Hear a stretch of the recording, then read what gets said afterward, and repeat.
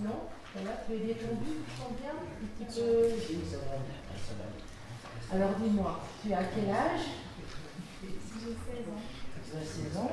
Je vois que tu es en première S. Première L, d'accord.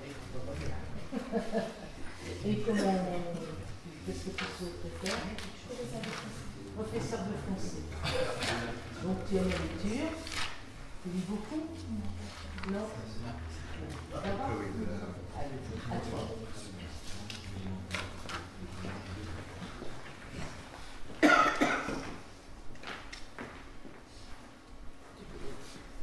Bonjour mesdames, messieurs, merci à tous d'être présents.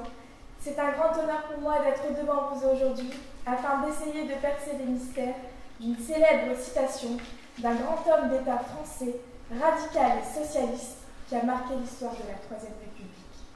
Le premier flic de France, créateur des Brigades du Tigre. Vous voyez bien sûr de qui je parle, Georges Clemenceau. Son conseil est le suivant. Dans la vie, il faut savoir ce que l'on veut. Il faut ensuite avoir le courage de le dire et enfin l'énergie de le faire. Mais alors, la vie n'est-elle pas que force, volonté et courage? Savoir ce que l'on veut consiste en un réel travail en soi. On se demande souvent, très jeune, ce que l'on souhaitera faire plus tard. Ah, une question délicate, mais au choix multiple. Certains veulent être policiers et d'autres agriculteurs. Certains veulent marcher sur la lune et d'autres simplement soigner. Moi, petite, je répétais souvent mes parents, quand je serai grande, je serai professeur de français. Et je vous assure, mon désir est toujours le même. Mais pour d'autres, c'est plus compliqué et un peu différent, car ce que l'on veut à 5 ans peut vous paraître banal et stupide à 15 ans. On évolue tous d'une manière ou d'une autre.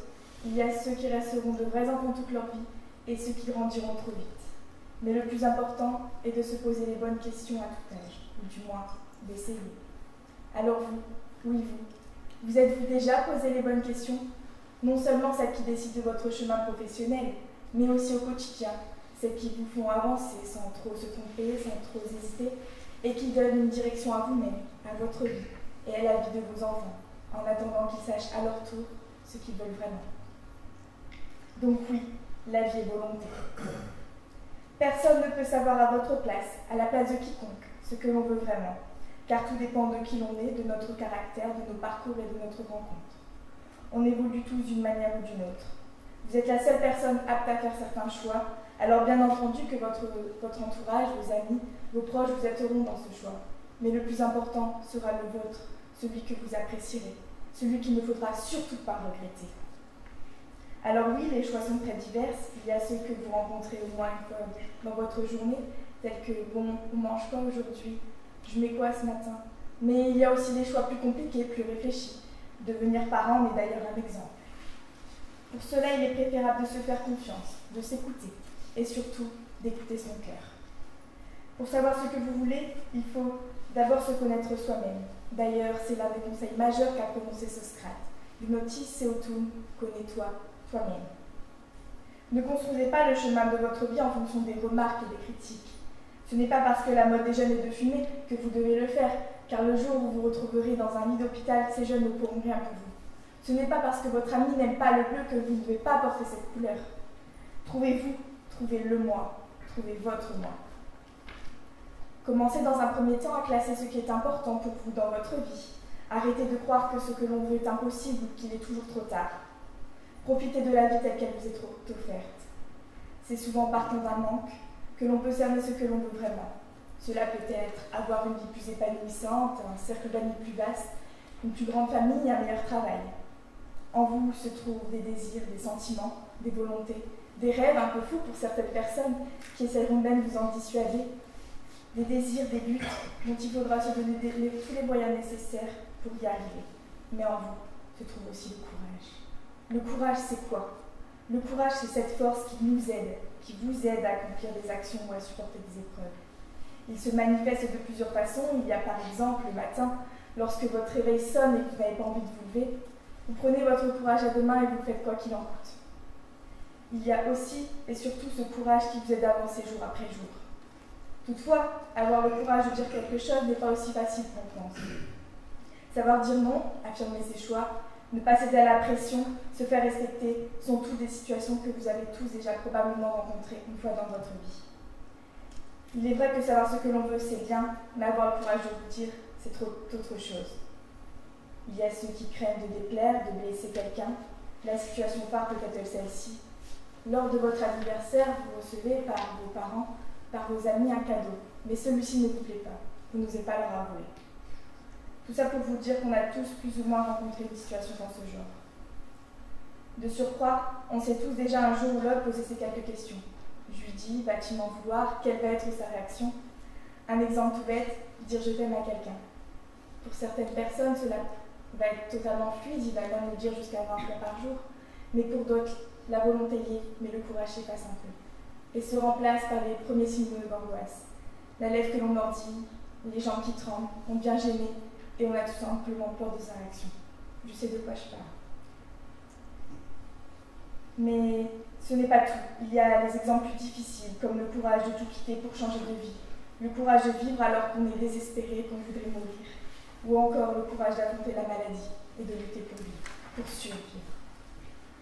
En outre, on rêve tous d'une vie remplie de bonheur, de surprises, de rencontres. Mais la plupart des cas, celle-ci n'est pas comme ça. Si vous êtes une personne comme moi, c'est-à-dire réservée, qui ne veut pas baisser et qui garde toujours tout pour elle, alors changez, osez dire oui. Oui à être vous-même, oui à vivre une vie réelle et réalisable, oui à faire face à l'adversité, oui à ne jamais baisser les bras. Alors oui, même si cela est compliqué, la vie est courage. Afin d'être cette personne, on a tous au fond de nous cette force physique, cette vitalité, cette puissance qui nous permet d'agir et de réagir. C'est ce qu'on appelle l'énergie. Je ne vous apprends rien en vous disant que tous les êtres vivants ont besoin d'énergie pour vivre, mais juste certaines personnes en font plus usage que d'autres. Afin d'avancer, il faut rester optimiste. Pensez à ce que le président Barack Obama prononçait lors de ses discours. Yes, we can. Oui, nous pouvons. Nous avons tous déjà aussi d'ailleurs entendu cette petite phrase qui nous dit « Vas-y, tu peux le faire ». Moi, je l'entends souvent en faisant mes devoirs, au moment de faire ménage. Malgré tout, je le fais quand même. L'énergie, c'est comme une spirale positive. Elle s'auto-alimente. Il y a des jours où elle sera en vous et des jours où pas du tout. L'énergie est contagieuse. En effet, vous posséderez plus d'énergie en groupe que seul. Ainsi, en plus de se créer, elle se partage. Un proverbe japonais atteste parfaitement cette idée. Une bougie ne perd rien de sa lumière en la communiquant à une autre bougie. Cela signifie qu'ensemble, en s'aidant les uns les autres, nous sommes plus forts, plus courageux et plus énergiques.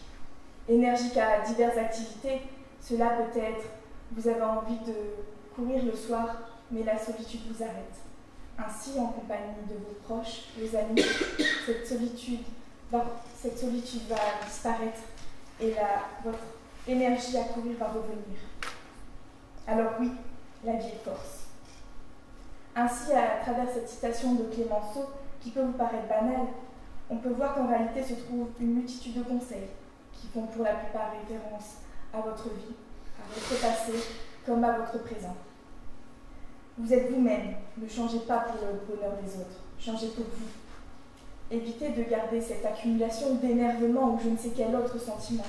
Extériorisez, car vous n'êtes pas seul.